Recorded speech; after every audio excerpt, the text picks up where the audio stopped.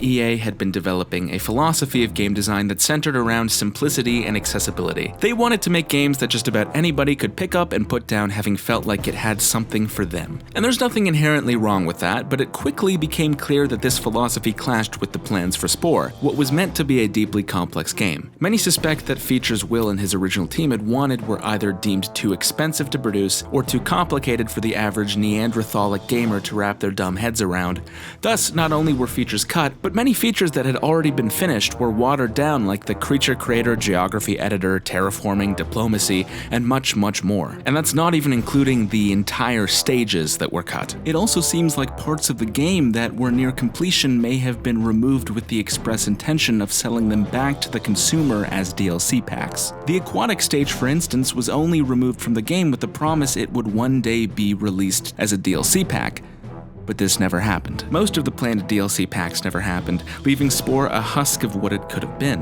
When you look at the way EA higher-ups, like Lucy Bradshaw for instance, talk about Spore, it's pretty clear they wanted to turn it into a game that had mass appeal, so that, when they introduced the microtransactions, they'd get as much money as possible. But of course, ideas don't just spawn from thin air. Somebody is responsible for pivoting EA in this direction. I mean, who was steering the ship when Spore came out anyways? Well, it was a man named John Riccitiello, and boy, do I have a lot to say about him.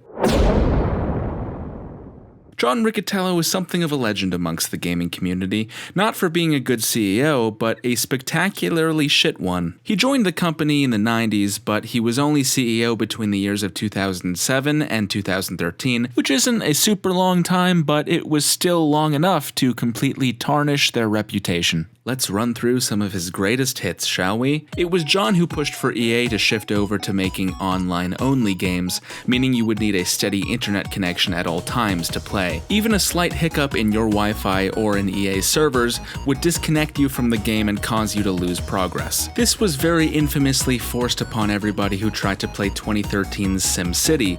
Unfortunately for everybody involved, EA servers weren't capable of hosting the volume of people who tried to play the game upon its launch, leading to a crash which rendered the game completely unplayable. This meant that the majority of people who bought the game couldn't play it at all for the first week. Even when the servers were back up, players would have to wait in a queue before they were able to play. They had to wait in a queue to play a single-player city builder game.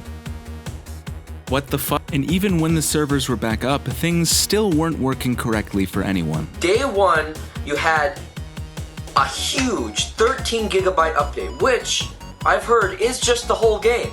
Look at this traffic.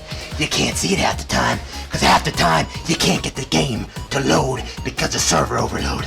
Been trying to play the past couple days and I haven't been able to get in, but it's been out a month now, so I should be able to play it. Oh no, I need an invite, but I've already been invited to this fucking region.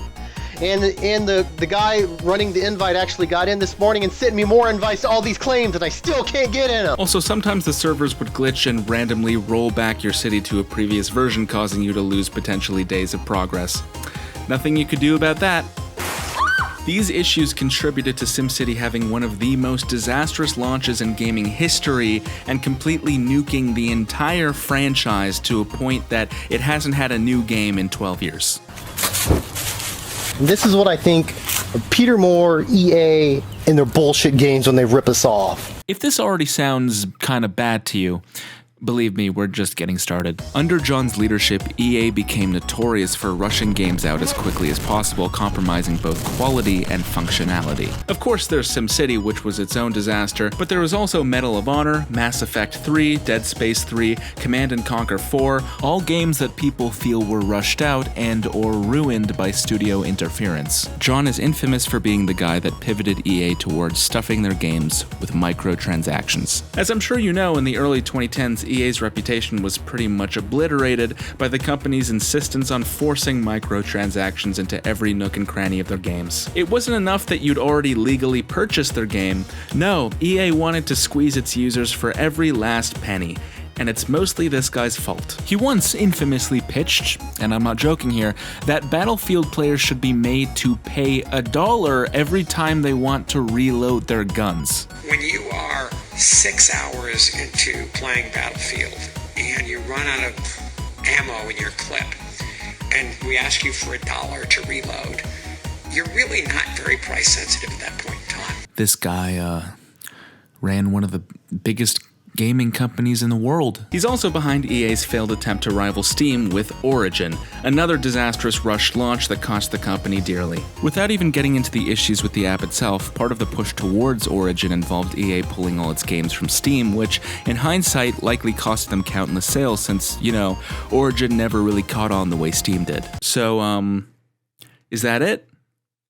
Nope. Under his management, EA's stock value completely crashed and didn't recover until shortly after he left.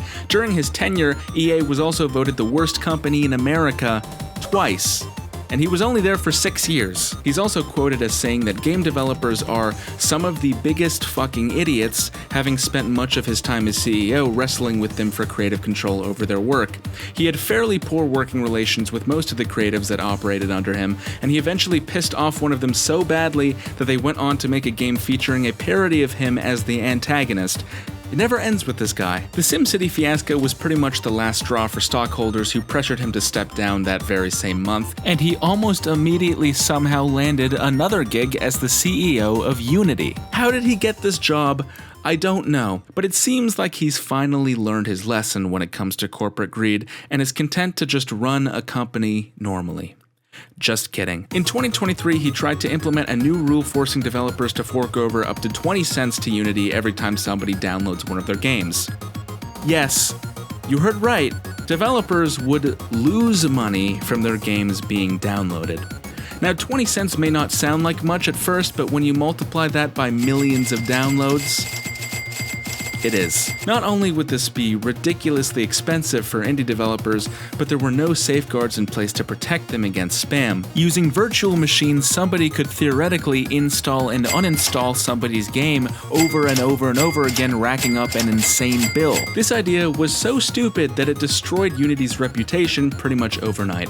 The company still has not recovered, and John was once again forced to resign as CEO. Earlier this year, Bobby Kotick, the former CEO of Activision Blizzard, which is one of EA's main rivals, publicly called John the worst CEO in video games and said he would have paid for him to remain as CEO forever. And all of that's not even mentioning the sexual lawsuit filed against him by the company's former vice president. This guy is just immune to good press. John is one of those celebrities who, when you open their Twitter profile, the first thing you see is an apology tweet.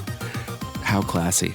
Okay, with all this in mind, I don't think it's that much of a stretch to say that all of this paints the picture of a not very good CEO. I also don't think it's a stretch to say that maybe John might have meddled with the production of Spore.